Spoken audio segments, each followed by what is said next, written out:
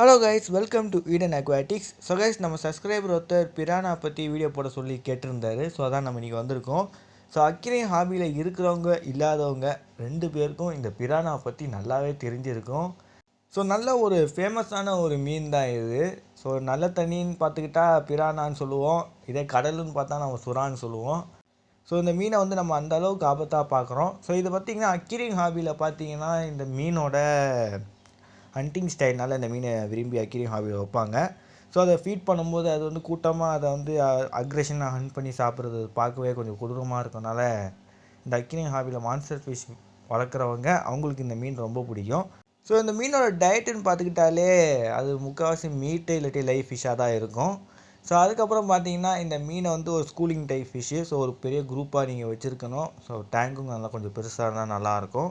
So இந்த மீனை நீங்கள் வளர்க்கணும்னு நினச்சிங்கன்னா உங்களுக்கு வாட்டர் பேராமீட்டர் தெரிஞ்சிருக்கணும். ஸோ வாங்க இதோட வாட்டர் பேராமீட்டர் தெரிஞ்சுக்கலாம். ஸோ கைஸ், முதல்ல இதோட பிஹெச் லெவல் பார்த்தீங்கன்னா 6.5 இருந்து 8க்குள்ளே மெயின்டைன் பண்ணுங்கள்.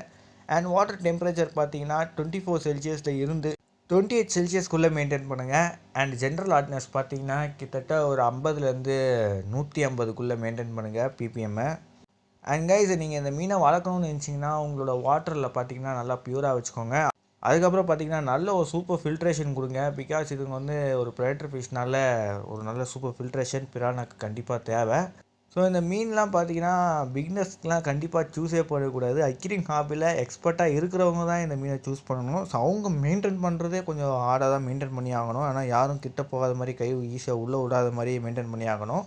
ஸோ ஓகே கைஸ், இதோட இந்த வீடியோவை எண்ட் பண்ணிக்கிறேன். நான் see you நெக்ஸ்ட் வீடியோ. மறக்காமல் நம்ம சேனலுக்கு லைக், ஷேர், சப்ஸ்கிரைப் பண்ணுறேங்க. அடுத்த சுவாரஸ்யமான வீடியோவில் வந்து சந்திக்கிறேன். இதோட விடைபெறுவது Eden aquatics. Bye bye guys.